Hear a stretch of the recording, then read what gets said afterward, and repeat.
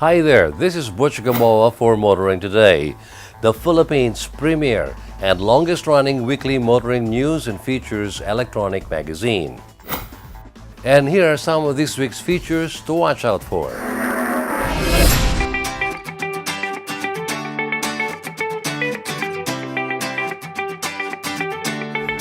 On Motoring Forum, we shall have Mr. Eddie Ibanez, founder and chief executive officer of MyCab, a newly accredited transport network company by the LTFRB, with insights into their operations. Our road safety tip on the Young Street Smarts portion spotlights the importance of respecting enforcers in a controlled intersection. This week's Payong Chuper is about the impropriety of playing loud music in public utility vehicles. Our car care tip and auto care clinic centers on maintaining the vehicle's brake pads and fluids. The public service segment centers on non-working air conditioning system of the LRT2. Showcase this week shall have Toyota Motor Philippines' newest SUV, the Rush. While for race weekend, we'll have the highlights of the recently concluded Round 3 of the Flat Out Race Series held at the Batangas Racing Circuit. All this plus the latest news on the country's transportation and traffic management on this week's Motoring Today.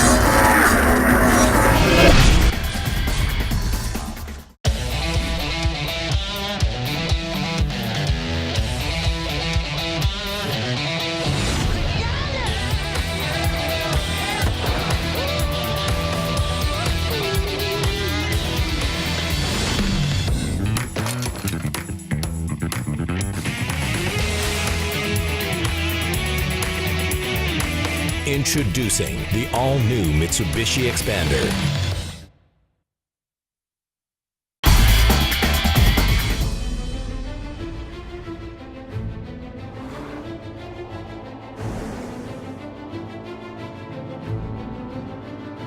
See the horizon as a starting point.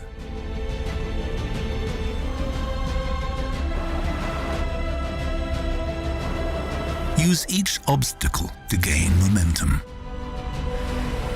Make the unknown routine. Continue where all others stop.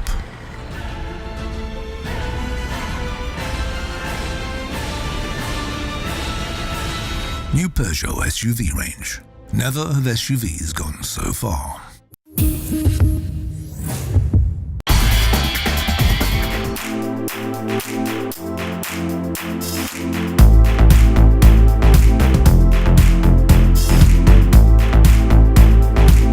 I'm gonna miss you. I'll miss you too.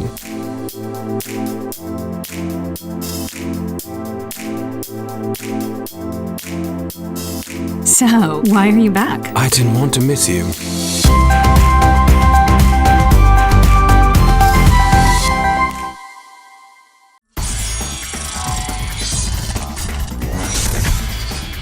Welcome back. Motoring Today now starts with the latest news in transportation and traffic management. The Light Rail Transit Authority, or LRTA, introduced its Train Driving Simulator system that would enhance the driving skills of railway drivers. The LRTA recently launched its Train Driving Simulator held at the LRT2 Recto station. LRTA Administrator Reynaldo Beroya was proud to present the first ever train driving simulator to enhance and improve the driving skills of LRT2 drivers and operators. Ito po yung kauna-unahang simulators ng buong bansa. Incidentally, it only applies to train operations. more particularly for Line 2, where nakita po ninyo yung topography ng ating dinadaanan sa buong linya ay nakikita at pati na po yung kung ano yung nakikita ng train driver.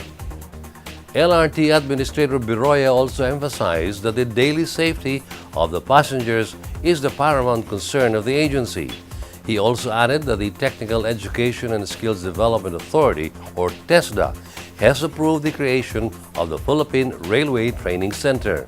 Yung recently approved ng TESDA na Philippine Railway Training Center, no? Ito po ay i-adapt namin sa ating newly approved training center. Magiging source po ito ng mga drivers ng tren for local purposes, for local use, and for even employment abroad. No? Initially, the software that was incorporated in the hardware system of the driving simulator has the LRT2 system, and the agency is soon to include software of LRT Line 1, PNR, and MRT3. Ito pong particular machine na ito ay na-incorporate po rito yung software ng Line 2, but more than that, additional software lamang po at few hardware ay ma-adapt na po ito ng Line 1, also ng PNR at ng MRT3. With the introduction of its training driving simulator, the LRTA suggests that the LTO and even other government agencies could adopt the same system in enhancing the safety of its driving testing method. And by the way, may I take this opportunity to suggest to LTO particularly na i-consider nila itong simulators na ito for their own driving testing methods. Para po maging safe ang ating lansangan, maging talagang the best ng ating driver's license system. Nariyan na po yung, nanggaling po ako doon sa factory nito, no? Nakita ko po yung mga ibang simulators nila. It included yung motorcycles, no? Sa LTO, magandang consideration po yan. Yung mga passenger vehicles with the different scenarios that we have in the Philippines. Nandiyan din po yung mga patrol cars ng police na simulators na magagamit din po ng PNP, halimbawa, o even for that matter, the armed forces, upang maging safe naman yung mga dinadaanan nila sa lansangan. So if I may, I would suggest na the different agencies also consider this kind of simulators that will adapt to their main functions. Continuing, more news from the LRTA. The agency gives an update on the ongoing East Extension project of LRT Line 2, which is already halfway of its completion. The East Extension project of the LRT Line 2 is completing 2 stations to date, the Emerald and Masinag stations. East Extension is scheduled to be completed by early 2020. At present, yung procurement ng EMS o yung electromechanical system ongoing. Yung viaduct, kompleto na. Ang ginagawa ngayon yung 2 istasyon sa Masinag at saka sa Emerald Station between Santa Lucia and Robinson. Tapos ang kasalukuyang ginagawa yun, expected to be completed yung 2 istasyon na yan siguro mga about 6 months from now pa. Since the construction of these 2 stations, the agency said that traffic congestion in the area has been solved. Nagagawa naman ng paraan yung pag-solve sa traffic dyan na sabi ng iba na co-cost ng construction. Yung contractor dyan, yung DMCI, ay na-divert na yung ibang flow ng mga ibang sakyan, lalong-lalo na yung mga passenger jeepneys, dinadivert sa isang lugar na hindi na sila makakabala sa smooth flow ng ibang mga motorista. Kaya practically nasolve na yung traffic problem dyan. The LRT hopes that there will be no further delay with the completion of LRT Line 2 East Extension Project, which is expected to be operational in 2020. Wala na. Yung procurement kasi kaya sumusunod kami sa proseso na tugma sa requirement ng RA 9184. Hindi lang yon, talagang hindi pangkaraniwang proyekto to. Highly specialized kumbaga. Hindi lahat ng construction firms pwedeng sumali dito, kundi may mga experience sa mga electromechanical system ng especially mga railways. Kaya hindi ganun kadali. Meanwhile, the Metropolitan Manila Development Authority, or MMDA, continues its drive on clearing obstructions in all major thoroughfares in the metro. The MMDA is busy going around the metropolis to implement its clearing operations on areas such as illegal vendors, illegally parked vehicles, among others, which cause traffic gridlocks in most parts of the metro. Actually, wala namang bago dyan. Tuloy-tuloy lang ating kampanya. Araw-araw kami naglilinis ng mga kalsada, yung alternate routes natin, tinatagal natin lahat na sa gabal dyan. Kaninang umaga lang, nasa bandang Tondo, Manila kami, naglinis kami ni Chairman dyan. So yun lang, no? Ang sa atin, linisin lang natin yung mga kalsada para at least may alternatibong daanan ang ating mga motorista. But despite these clearing operations going on, illegal vendors and other obstructions occupy the streets again, thus causing traffic in the area. The MMDA is now working with the Department of Interior and local government to strictly implement this project. MMDA also stressed that they will file charges against those who keep on obstructing roads and streets. Totoo yan, no? Madami tayong mga lugar na na-clear na. Kaya nga dito, nagkaroon kami ng pag-uusap sa DILG kay Yusek Dino sa Barangay Affairs kasi nga ang sa amin, pagka yung nalinis natin, kailangan i-turn over na sa barangay ito. Hindi naman pwedeng bantayan namin ng 24/7, napakadami pong kalsada sa Metro Manila. No? Pero ito, ulit-ulit, hindi naman po kami napapagod na linisin yan. Pero dito, kailangan natin talaga malaking tulong ng mga LGUs, lalong-lalo na sa barangay. Pag turn over namin to, bumalik yan, tapos nilinis namin ulit, bumalik yan. Siguro pag nakarami na kami ng LG to, pwede na namin silang i-demanda. Re-reklamo namin sa DILG, then ang DILG re-reklamo sa council yan na pwedeng masuspinde o pagkatanggal ng isang kapitan. Additionally, the MMDA is happy that the different local government units are very supportive with the agency's clearing projects. The MMDA also appeals to the public to be more disciplined in the country's traffic laws and regulations and be more cooperative to agencies doing their efforts.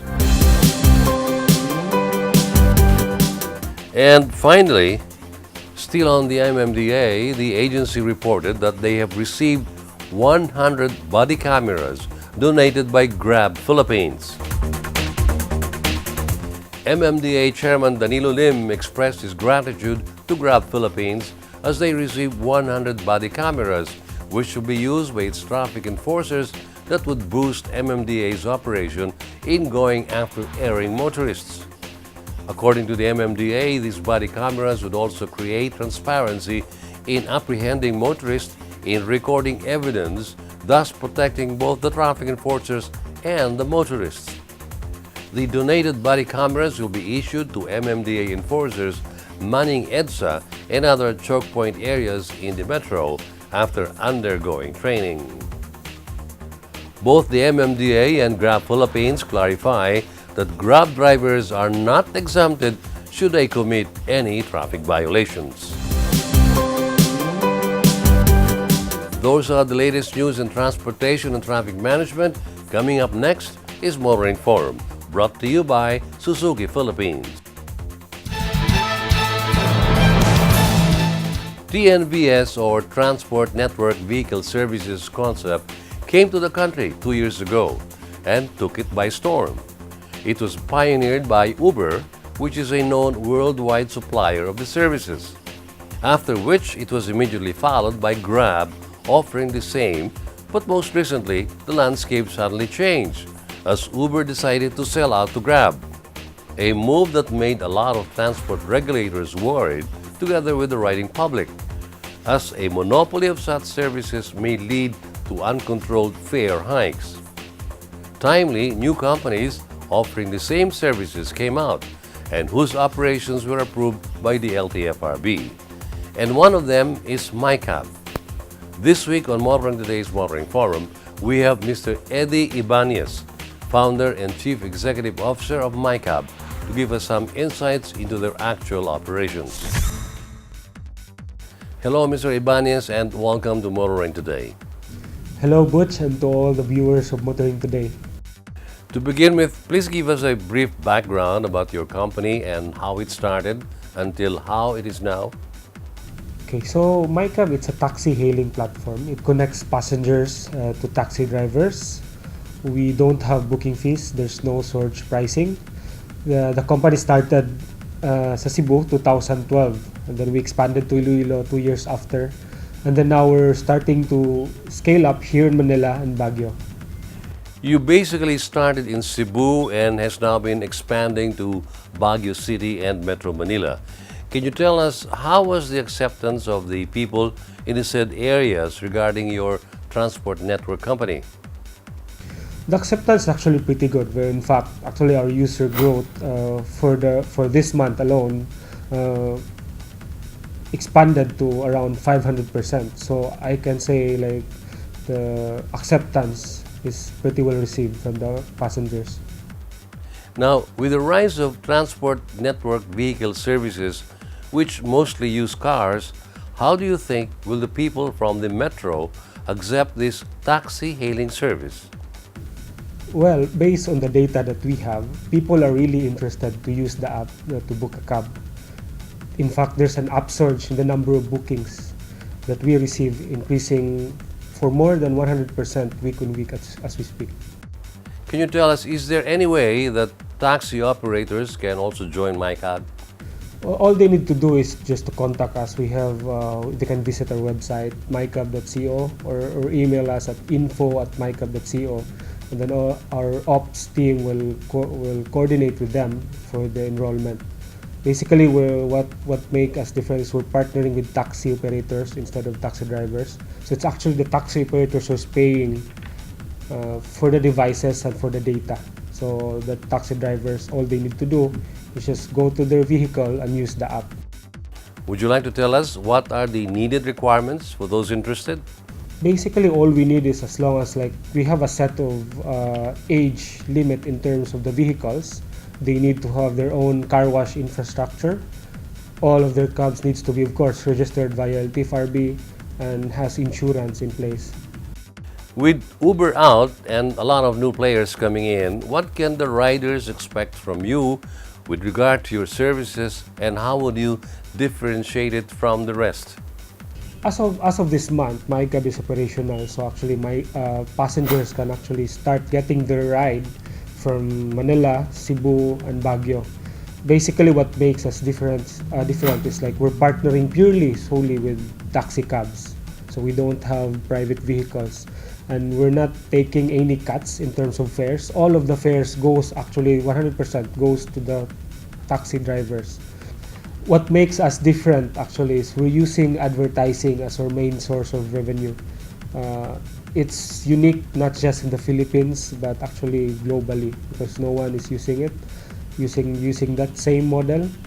And aside from the taxi drivers earning 100% from the fare, we're actually giving them shares from our advertising revenues, both the taxi operators and the taxi drivers.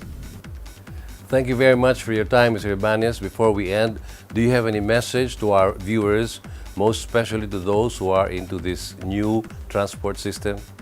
I'm actually inviting all the viewers right now to use MyCab because basically our goal really is to change the taxi industry for the better.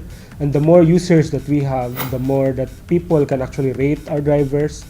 We can penalize them, we can give them incentives, or we can even replace them and replace them with better ones. So hopefully they will help us transform this industry and use MyCab.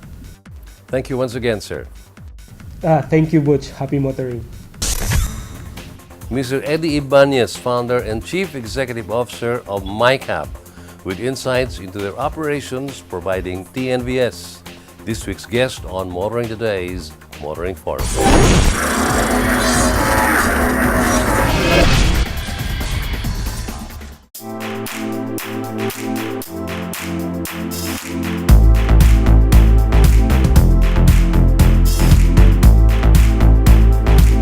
I'm gonna miss you. I'll miss you too.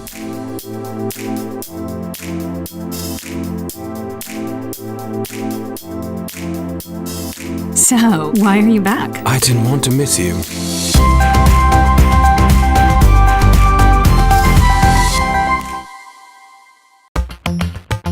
Calling all automobile enthusiasts. Autofocus.com.ph is exclusive to the automobile, where you'll find reviews on the latest brand new car models, together with their head-to-head comparisons. It has the detailed specs of car models available in the country and their latest SRPs and special promos, together with the latest auto industry news and developments like car launches and test drives. Autofocus.com.ph is all about automobiles. Click on.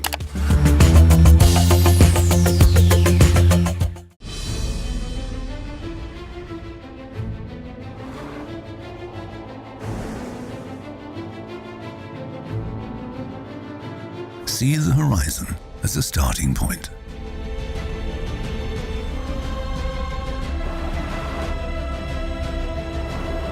Use each obstacle to gain momentum. Make the unknown routine. Continue where all others stop.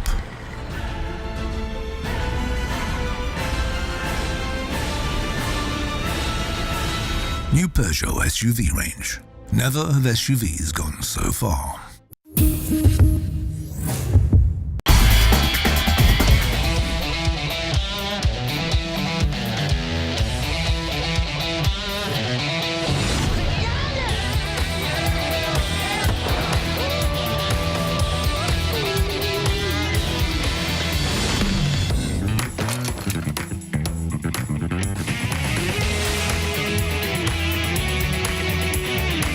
Introducing the all-new Mitsubishi Expander.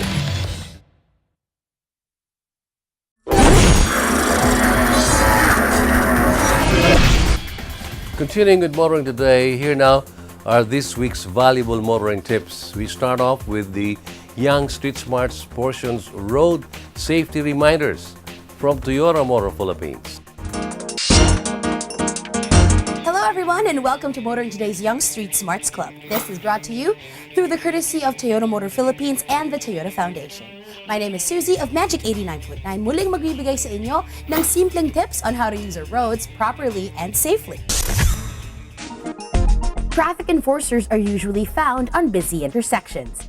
Baging ikaw ay pedestrian or driver, always be respectful of them at maghintay ng signal na galing sa kanila.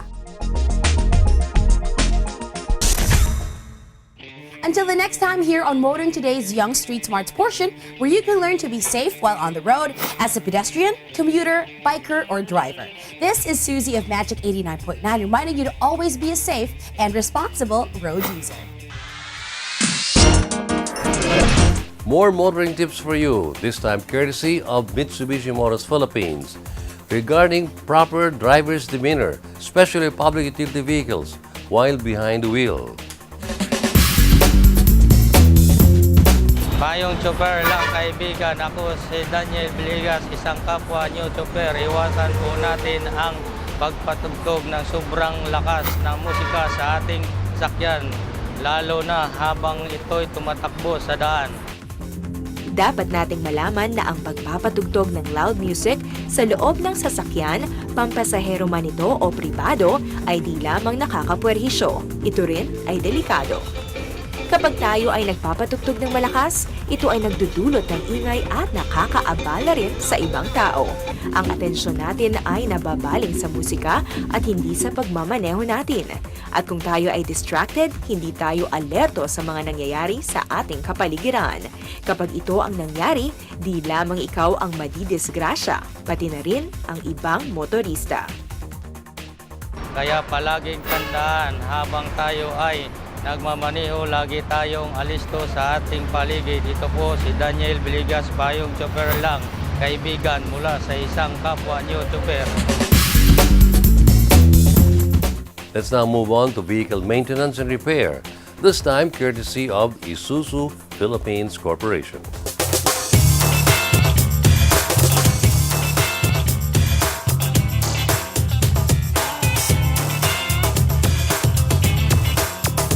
Ang preno ng mga Isuzu ay binubuo ng tinatawag na ventilated disc sa harap at mga drum brakes sa likod. Karamihan ng mga ito ay tinutulungan din ng tinatawag na anti-lock braking system o ABS. Upang kumagat na maayos ang iyong mga preno, gumagamit ang hydraulic system na ito ng brake fluid. Bawat linggo, kasabay ng iyong pagtingin sa level ng radiator coolant at langis, tingnan din ang level ng brake fluid. Kung mababa ito sa nararapat, lagyan ka agad ng panibago. Ngayon, kung bawat linggo ay napapansin niyong laging mababa ang iyong brake fluid, dalhin ka agad ang iyong sasakyan sa kasa upang matingnan kung may leakage ang iyong brake system. Kahit wala namang leakage ang iyong brake fluid, nire-rekomenda pa rin namin na palitan ang iyong brake fluid bawat 20,000 kilometers. Bukod sa brake fluid, kailangan ding palitan minsan ang iyong mga brake pads. Dahil ang wear and tear ng mga brake pad ay nagbabago sa bawat may-ari, inspeksyonin na lang ang brake pads bawat 5,000 kilometers at palitan na kung kailangan. Sa mga ilang sitwasyon, nangangailangan din ng tinatawag na reface ang mga preno. Nangyayari ito kapag hindi pantay ang pagkapudpod ng mga preno dala ng dumi sa kalye. Sandali lang ito na procedure at dapat gawin sa kasa upang wastong pamamaraan ang gamitin. Upang magamit naman ang full power ng iyong mga preno, mag-practice po tayo ng wastong pag-apak. Hindi po dapat biglaan at malalim ang pag-apak sa preno. Nakakahilo po ito at tiyak na nakakairita sa iyong mga pasahero. Ang tamang pag-apak ay gradual po at swabe. Mag-anticipate po tayo sa traffic para maaga pa lang ay pumepreno na at hindi nagugulat sa biglang pagtigil ng trapiko. Upang magamit naman po ang iyong anti-lock braking system o ABS, kailangan lang pong laliman ang iyong pag-apak. Sa emergency situation po na nangangailangang gamitan ng ABS, huwag po natin ibomba ang preno. Para magamit ang ABS, apakan lang ng malalim at matagal ang preno at ang ABS ay gagana na upang mapatigil ka agad at hindi mag-lock up ang preno.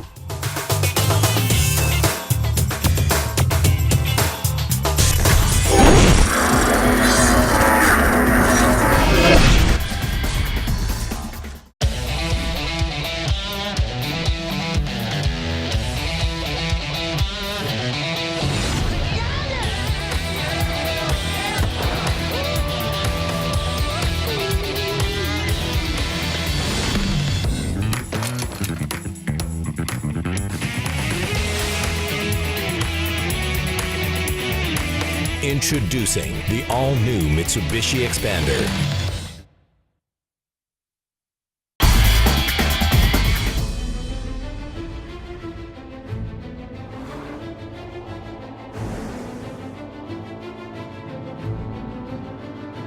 See the horizon as a starting point.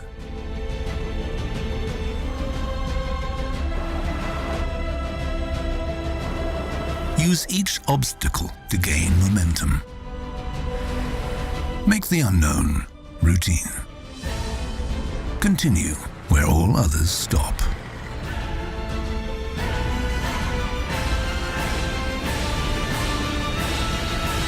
New Peugeot SUV range. Never have SUVs gone so far.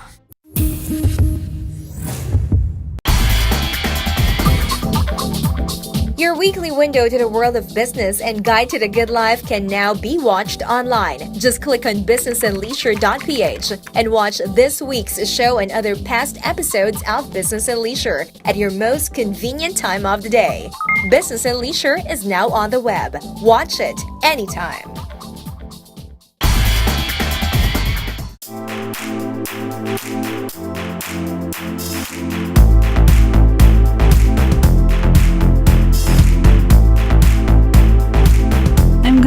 miss you. I'll miss you too.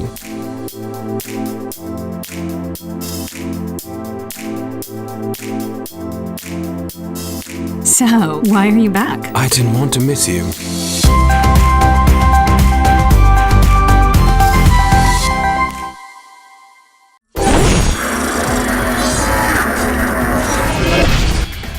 Motoring Today continues as we now give you the latest news and developments in the world of motorsports. In motorsports news, Team Auto Performance Motorsport returns this season to compete in the 2018 Philippine Endurance Challenge.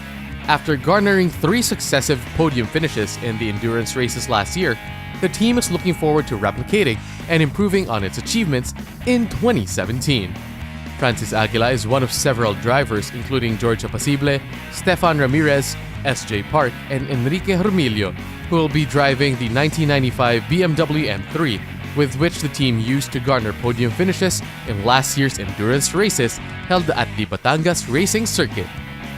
With our BMW M3 behind me, we'll be competing in the Philippine Endurance Challenge. There's 2 legs. One is a 4-hour/12-hour race this coming June 12th in the Clark International Speedway, and a second race in December, also in the Clark International Speedway for an 8-hour endurance race.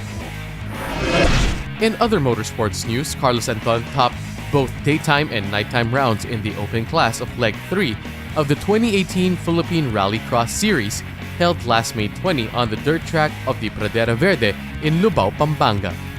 Anton needed only to run the course twice to set the best combined time of 6 minutes 1.24 hundredths of a second to win the daytime round 4 of the 2018 Rallycross Championship Series.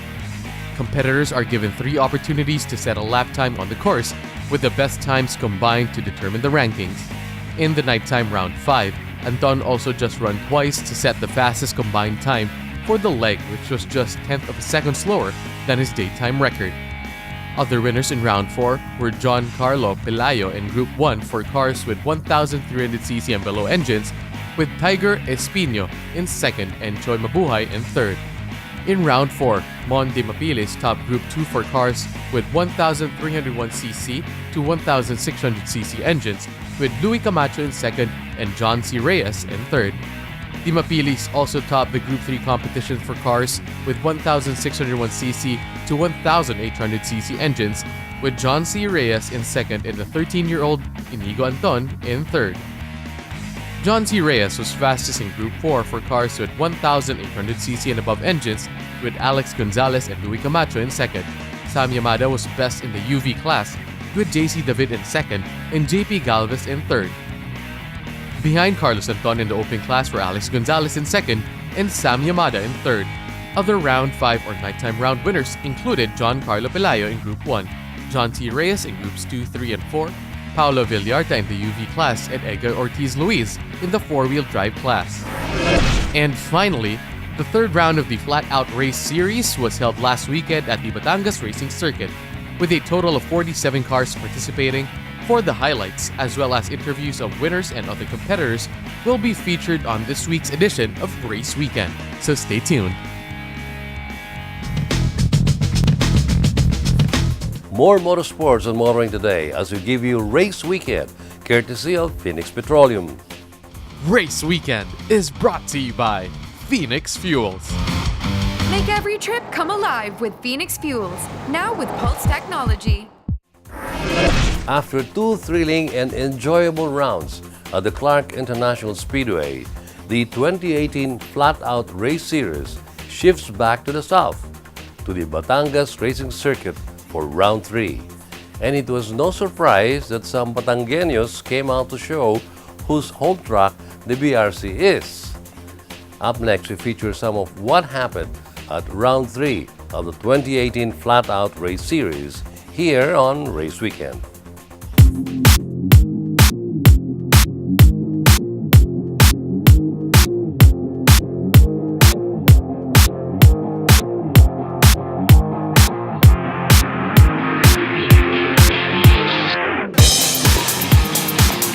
It has been said about the 3.7-kilometer racetrack in Barangay Maligaya in Rosario, Batangas, Paraphrasing the line made popular in a 1989 Kevin Costner movie, "If you build it, they will come."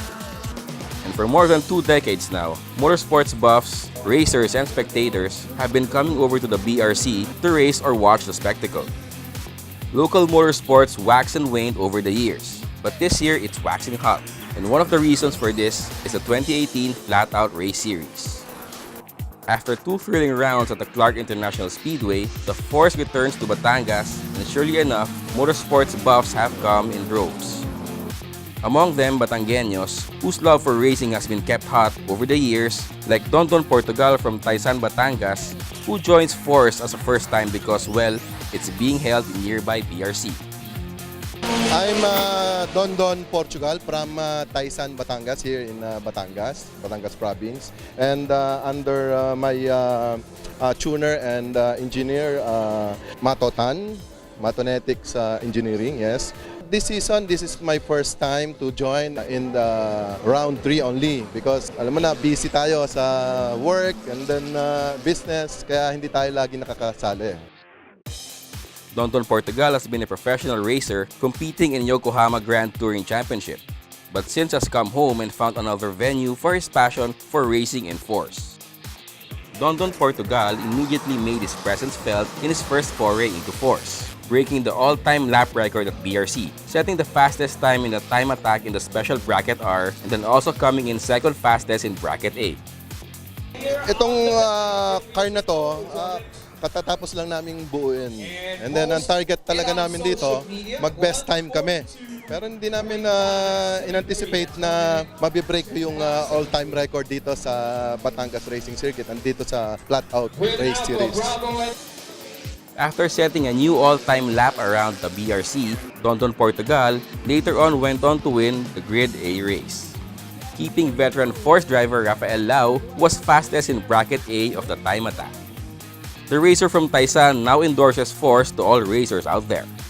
Basta may time ako, sasali talaga ako dito sa Flat Out Race Series kasi magandang karera to. From grassroots to professional racers, pwede sumali. Walang nagiging intimidation dito, walang nagiging discrimination kasi dito magkakapatid kami at ang plano ko, ganun naman ang lahat ng karerista i-break mo yung existing record. Kahit sa'yo yan, sa kalaban mo yan, sa kabarkada mo yan, ang mahalaga, nag-excel yung motorsports dito sa Pilipinas. At yun ang target natin. Another hometown racer, Sonny De Torres, is now an avid convert to force competition after enjoying the race and getting on the podium, so to speak, at the 3rd round of the 2018 Flat Out Race Series. I'm Sonny De Torres of Group N Autosports. That's actually the name of my shop here in Batangas. I'm racing with my EG, Rocket Bunny, and K-Series engine. In his first foray into time attack and grid races, Sonny De Torres was fastest in the time trials for bracket C. He then later enjoyed going wheel-to-wheel against opponents in his class during the grid race, ending up finishing 3rd place, behind Paul Santos who came in 1st and Julian Diego in 2nd. Medyo mahirap kasi hindi naman ako sanay sa grid. I actually do drag racing and toge. And this is my first time to do that. It looks like Sonny De Torres may become a regular in force competition, as well as friends who he urges to join the races with him. I'm really planning to join and support the force. It's very good, and here in Batangas, motorsport is very mabilis ang umakyat, dumadami, and I actually like my friends to join my group to join this race. It's very happy and very nice. The hometown heroes and newbies were not only the ones having a great time at the Force return to Batangas. Force regular Eduardo Suiza also performed creditably despite some problems with his car's transmission.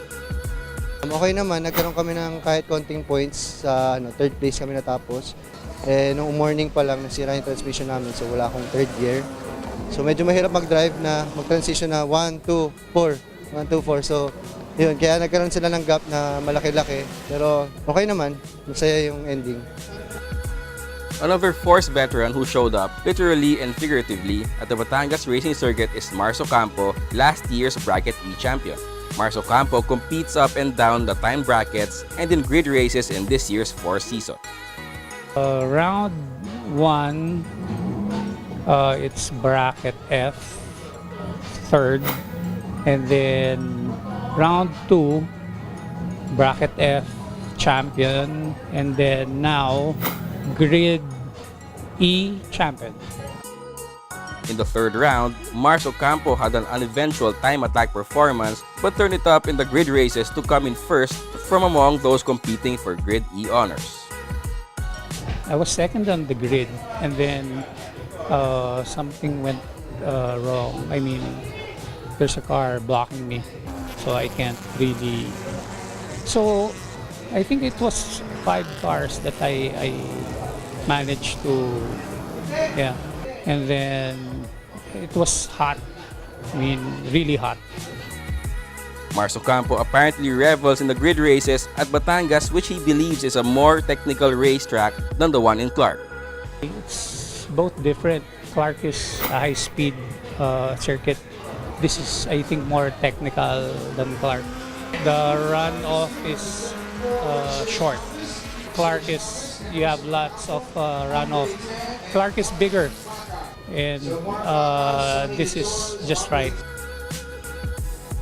Another force returnee who may have found the round in Batangas a lot more enjoyable is Julian Diego. Batangas, I love Batangas. The Batangas racing circuit, I think it's one of the better layouts in the Philippines. It is an older track. The asphalt is, there's a lot of more bumps compared to, let's say, Clark, which is a nice smooth surface. So the Batangas track is a lot more technical. There are tighter turns. It crisscrosses over itself more as compared to Clark, which is mostly flat and then straights, large straights and then big U-turns. So different. They're really different courses. Julian Diego had a good day in round 3 of this year's force, coming in second in bracket C of the time attack, and then also coming in second in grid C wheel-to-wheel racing.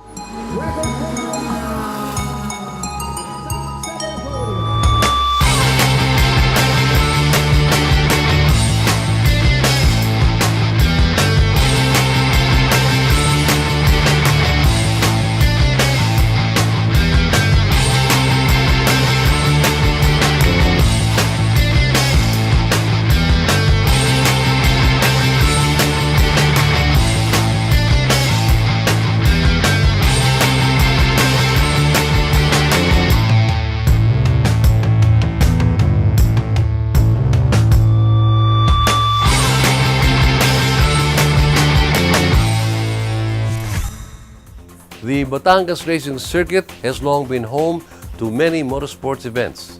It's great to see the aging circuit still hosting many grassroots motorsports events like the Force, with many young ones and veterans still enjoying the challenge of its technical track. Here's hoping the track and Force continue to enjoy success in nurturing motorsports in the country. This week's feature on Race Weekend has been brought to you by Phoenix Fuels. Make every trip come alive with Phoenix Fuels, now with Pulse technology.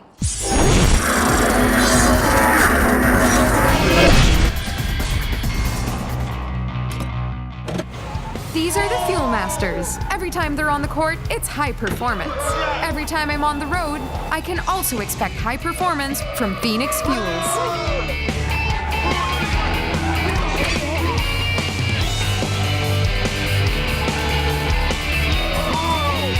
We made it! The next generation Phoenix Fuels, now with Pulse technology, delivers enhanced power and acceleration to make every trip come alive.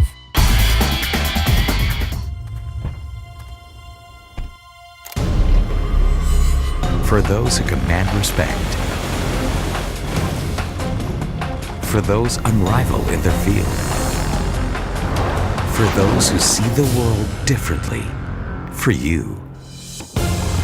The bigger, better, faster, stronger, all-new Fortuner. Own your world.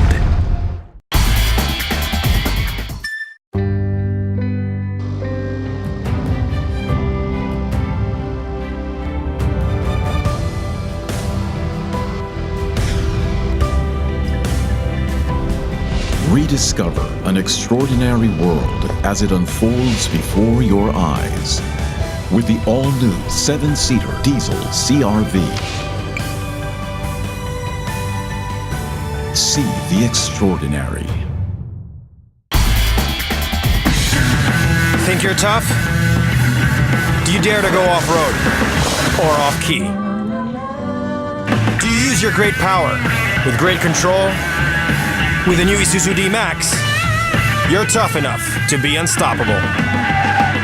And you're tough enough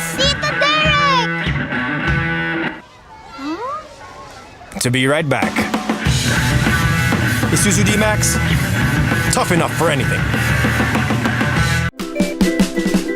The original or Lapids Chicharon has over 40 years experience manufacturing high-grade and crispy chicharon nationwide and worldwide. They also serve the best-tasting barbecue in town. Our Lapids Chicharon and Barbecue. Laging bagong luto.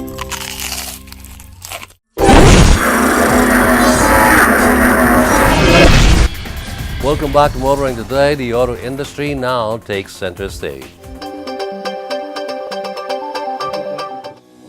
The 2018 Phoenix STV Auto Rally Corporate Challenge awarding ceremony was recently held at the Valle Verde Country Club in Pasig City.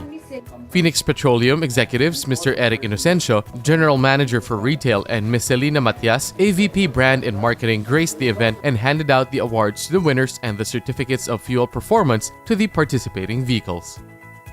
These are the winners of the Alpha Leg.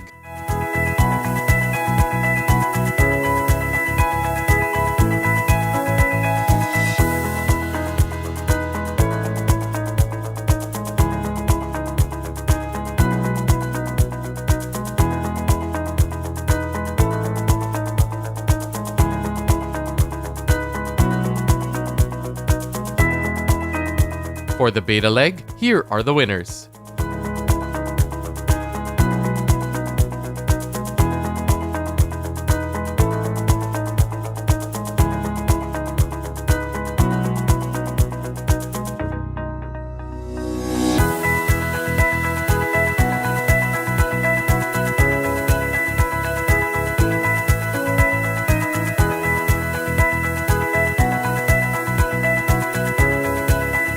For the hidden checkpoints, here are the participants that registered winning times.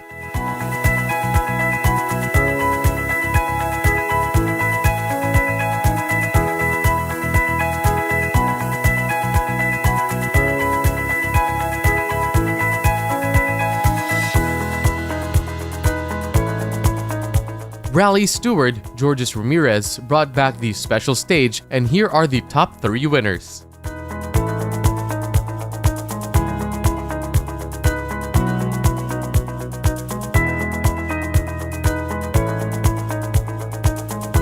For individual team winners, third place is Mini Rally Car number 8 of Mike Potenciano, Henry Buenconsejo, and Rafael Dizon with 750 demerits. Coming in second is Isuzu Rally Car number 5, composed of Raul Asuncion, Steve Acayan, and Leo Jaime with 730 demerits. And in first place went to Mini Rally Car number 30 of Stuart Sampson, Alex Angeles, and Sandra Sampson, who only got a total of 534 demerits. For the Corporate Team Championship, second runner-up is the Isuzu Rally Team with 3,582 demerits. Declared first runner-up was Honda Rally Team with 3,496 demerits. And the Corporate Team Champion for Phoenix STV ARCC is the Mini Rally Team, registering 2,635 demerits.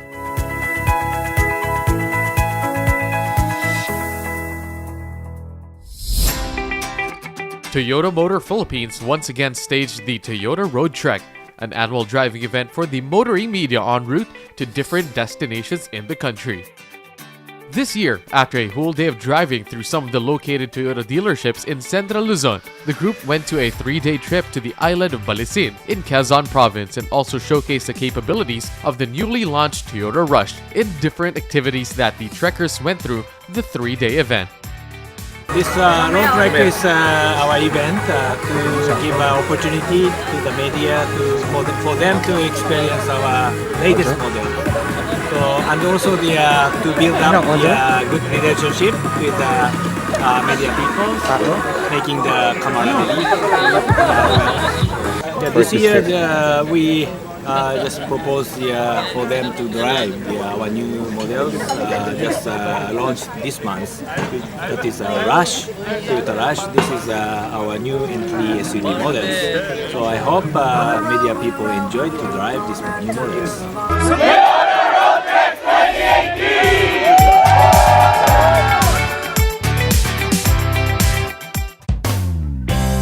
Volkswagen Philippines, in an event held at the Shangri-La at the Fort, unveiled 5 new models for a refreshed vehicle lineup this 2018.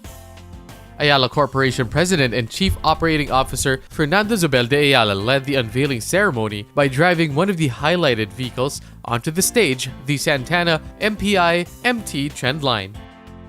Other new models include the Santana GTS, the Lamando, the La Vida, and the Tiguan. 3 of the 5 new models, the Santana, the La Vida, and the Tiguan, are available at the entire dealership network starting May 19, while the Santana GTS and the Lamando will be offered in November, according to Volkswagen Philippines. I'm delighted to be here with you tonight to mark the launch of Volkswagen's newest models. Let me extend our thanks to you for joining us at this celebration, and to the AC Industrials, AC Automotive, and Volkswagen teams for organizing tonight's event.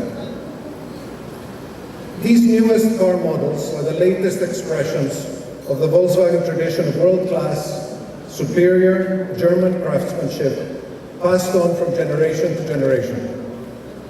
They represent the kind of craftsmanship, engineering, and design that Volkswagen is known for. The Tiguan, Lamando, La Vida, Santana GTS, and the Santana represent additional superior options for the Filipino motoring public. Whether you're a successful professional, an outdoorsman, or someone looking to invest in a functional and stylish car for your family, there's a Volkswagen vehicle for you. Volkswagen Philippines knows how important cars are for Filipinos. This is why these cars have been designed and engineered to fit your lifestyle and to ensure your safety and security. As part of the Ayala Group, Volkswagen Philippines has carefully taken into consideration the unique needs and aspirations of the different automotive markets and demographics of the country. What we have launched tonight are cars that are ideal for each of these market segments. I invite you all to take a closer look at the latest that Volkswagen has to offer. These are the cars that will take you to where you need to be at every stage of your life, helping to ensure, as we like to say, that your drive just got better.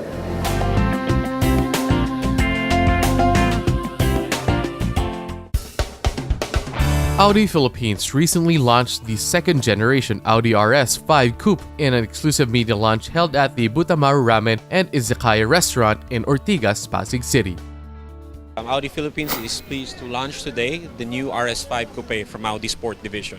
It's our sports coupe. It comes with the latest V6 TFSI engine, a 2.9 liters to be specific, with 450 horsepower and 600 Newton meters of torque. 0 to 100 times is 3.9 seconds, but with the launch control system, it can do it at 3.7 seconds as well.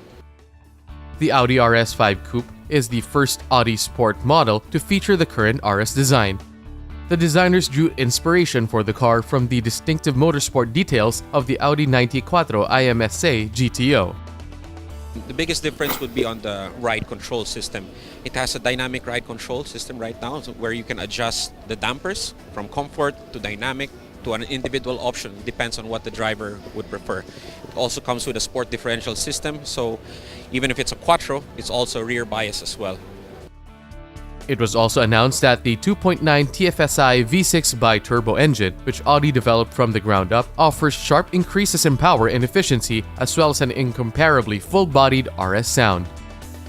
I would like to invite our televiewers to please feel free to visit our dealership in Alabang, in EDSA, or in BGC. Come to see me and let's test drive the all-new RS5 together. Thank you. Here in the Philippines, the RS5 has only one variant and is available for test drive in Audi dealerships.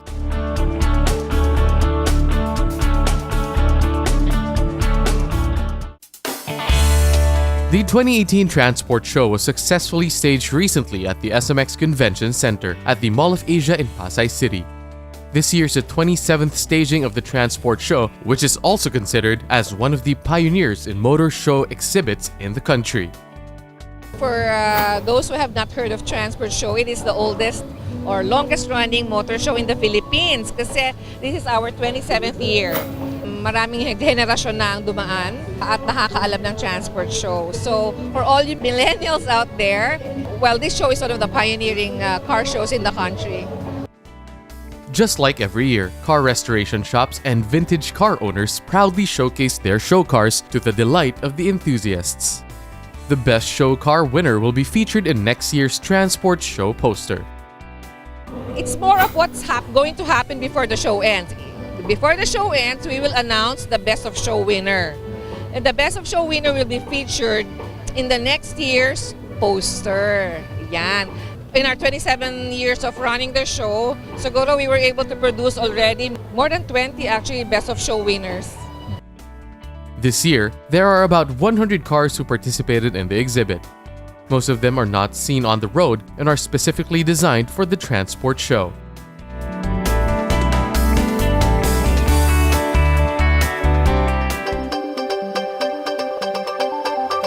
Our Car of the Week is next on Showcase, courtesy of Prudential Guarantee. We have quite a presentation this week on Showcase as we put on the spotlight the latest offering of Toyota Motor Philippines in the country. It's bannered as Toyota's entry SUV. In detail on Showcase this week, here's the Toyota Rush.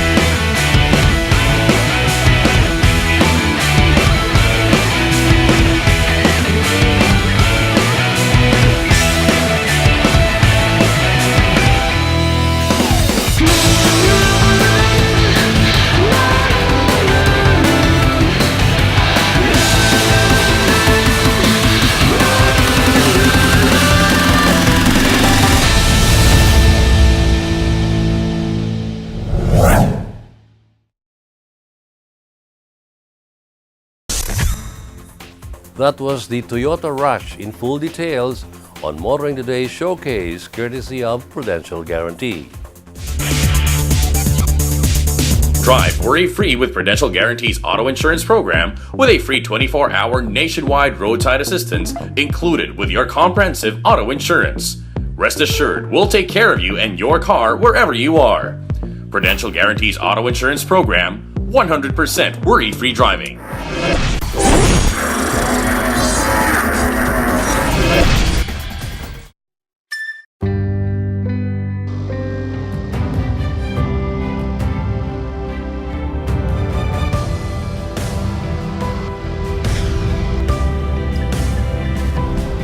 Rediscover an extraordinary world as it unfolds before your eyes with the all-new 7-seater diesel CR-V. See the extraordinary. Think you're tough? Do you dare to go off-road or off-key? Do you use your great power with great control? With the new Isuzu D-Max, you're tough enough to be unstoppable. And you're tough enough to be right back. Isuzu D-Max, tough enough for anything. When you sweat to be sweet and you clean car seat, it's love. When you try to look cool, but you look like a fool, it's love. It's love. It's love. Show your love with the new features of the all-new Innova. Love the journey. These are the Fuel Masters. Every time they're on the court, it's high performance. Every time I'm on the road, I can also expect high performance from Phoenix Fuels.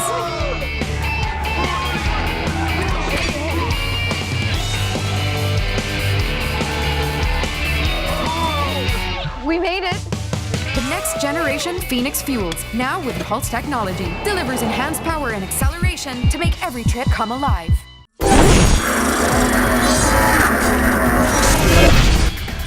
On the final stretch of Motoring Today, we have our public service segment, courtesy of Honda Cars Philippines.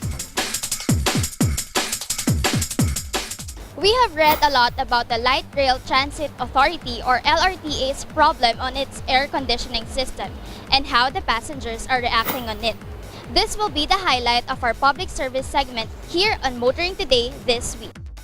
Considering that it is summertime in the country, a lot of LRT2 commuters are complaining about the railway's AC system that is not working, and as expected, it is mostly negative. Here are some of their reactions. It's kind of hot, I have to admit, but then it's okay, you know. I don't really know. Maybe sana they can improve the air condition, because like all of us, mostly it's summer, you know, it's really hot. So everyone who has to go to work or go out and they have to walk after, it's really disgusting, you know, being sweaty all day. So yeah, so. Mas maganda pa yung galing ng papuntang monumento, malamig. Alam nila yun kung anong dapat gawin. We will be asking the LRTA as to how they are going about this problem, when will this be fixed, and when is passenger comfort and convenience be back in LRT2 trains. We would like to urge the public to help us solve motoring problems in our midst by referring them to us so we can in turn bring them into the attention of involved authorities. Please refer to the screen regarding our contact details. And that's the week that was in motoring. Thank you for joining us. Also, don't forget to like us on Facebook and follow us on Twitter and Instagram. Until next week here on Motoring Today, now in its 31st year of continuing service to the general motoring public, with a lifelong commitment to promote road safety, I'm Butch Gamboa. Happy motoring!